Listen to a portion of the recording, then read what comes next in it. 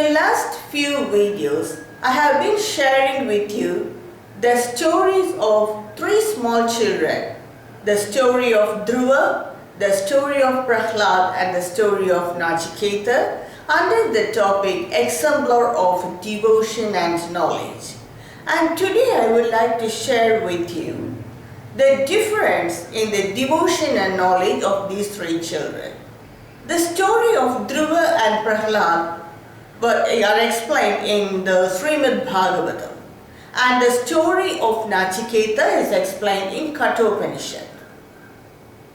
Kathopanishad entirely is the teaching of Brahma Vidya to this small child Nachiketa by his guru, Lord Yama.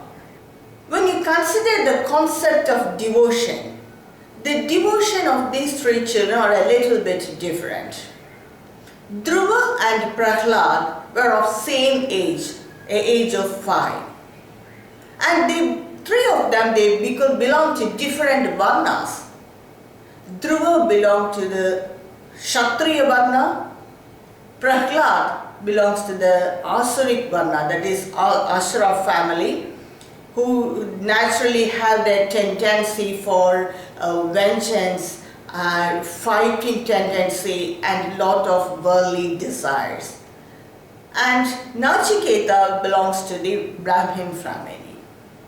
So the varnas of these three children are different, so their upbringing will be different, and that is reflected in their concept of devotion and knowledge. Dhruva and Prahlad's guru was sage Narada. Dhruva was an young boy, the son of a king, and he meditated on Lord Vishnu under the influence of his mother. He took his mother's words so seriously, and he went to the forest at that very young age with determination and meditated on Lord Vishnu. Even though his guru sage Narada dissuaded him from doing meditation at that young age, he told that Guru Narada said that this is not the age for doing meditation, but still Dhruva was so adamant, and his Kshatriya tendency, that is resistance towards insult, that made him, and his mother's words also made him to meditate on Lord Vishnu. And at last he saw himself not different from any beings in this world, and the Lord Vishnu also. They all were same. He was able to realize that. But at one stage he said that he was not able to realize the transcendental nature of the Lord Vishnu. He was able to understand Brahma Vidya, but he was not able to perfectly assimilate that Vidya. And when Lord Vishnu offered him boons, he selected the boon to be as a pole star after his lifetime. But though later he repented, he must have asked for liberation. At that time, his desire and his nature, resistance to insult, that blocked his mind to asking for liberation. So Dhruva's knowledge, he had knowledge, but he was not able to perfectly assimilate that knowledge. And devotion also. He did meditate on God only by the influence of his mother and to attain some worldly desires. But the case of Prahlad was different.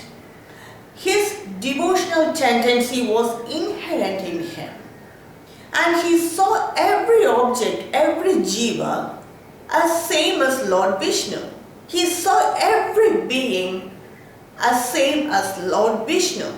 In fact, he saw the whole universe as Lord Vishnu. That was his devotional mind. His mind was all the time, without any gap, completely attached to Lord Vishnu. That's why when the asuras, different asuras, when they inflicted torture on the small boy Prahlad, he was not able to realize it. He was not able to realize the pain either mentally or physically. He was so much attached to Lord Vishnu. And when Lord Vishnu as Narsimha, when he appeared before him and he offered him many boons, he just rejected everything and he asked for the refuge in the feet of Lord Vishnu. So that was his devotional mind. And he was very clearly able to understand that only devotion to Lord Vishnu can wipe away all the tortures or all the miseries in this world. Miseries and everything will happen in this world, and when we are connected with the Lord and we have unswearing devotion to Lord Vishnu, then nothing will affect us mentally or physically, and he proved that. So that was the devotional mind of the small child Prahlad. The case of Nachiketa was entirely different. He went to the abode of Lord Yama only to make his father's words true. At one time, his father said that I will offer you to death, that is to Lord Yama. Taking those words seriously, he went to the abode of Lord Yama. So when you compare the devotional concept of these three children, the devotional mind of Prahlad was a little bit superior than the devotional mind of Dhruva or Nachiketa. When you take the concept of knowledge, that is jnana, even though Dhruva attained knowledge by seeing the form of Lord Vishnu in front of him, he was not able to assimilate that knowledge or live with that knowledge. After ruling his kingdom for many years, at the end phase of his life, he fought a battle with the Yakshagas just to take revenge with the Yakshagas for killing his brother. So he saw the other jivas as different from him.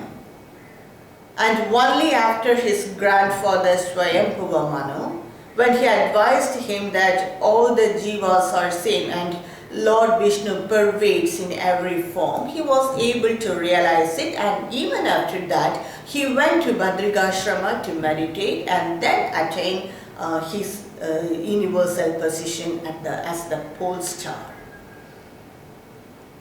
So he didn't assimilate that knowledge. Even though he had knowledge, he saw the vision of Lord Vishnu, and through devotion he attained knowledge. He was not able to assimilate that knowledge flawlessly. But when you say Prahlad, he never saw the other jivas different from him or different from Lord Vishnu. His concept of liberation was, if I am to be liberated, then all my fellow beings ought to be liberated, because the Atma pervades everywhere, and if I am liberated, the other beings should not suffer. They also should be liberated. That's his idea of liberation. He never saw difference in any jivas, or he never saw any difference within himself and Lord Vishnu. Only to make his words true, Lord Vishnu as Narsimha appeared before him. So his concept of jnana, knowledge, was a little bit superior than Dhruva. And when you take the story of Nachiketa, his determination and discrimination was prominent. He went to the abode of Lord Yama just to make his father's words true, and there with determination he waited outside the place of Lord Yama, and even though Lord Yama tested him whether he was qualified for that knowledge, he stuck on to Shreyas. His concept of discrimination and his idea of discrimination was very clear in him. Even though Lord Emma offered him with a lot of worldly desires and luxuries, he stuck on to Shreyas instead of moving towards prayers. So at that very young age, selecting Shreyas is very difficult. In Dhruva, determination was prominent. In Prahlad, his confidence on Lord Vishnu is prominent. His concept of devotion and attaining knowledge through devotion was excellent. So devotion was more prominent in Prahlad, and his confidence in Lord Vishnu, and by that confidence he attained knowledge, unshakable knowledge. That's why he was able to see everything as the Lord.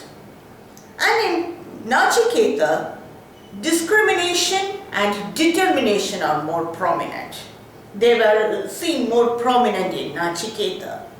That's why even though Lord Emma, his guru, offered him many worldly desires, he selected the Shreyas, and he was so determined to attain Brahma Vidya directly from Lord Emma.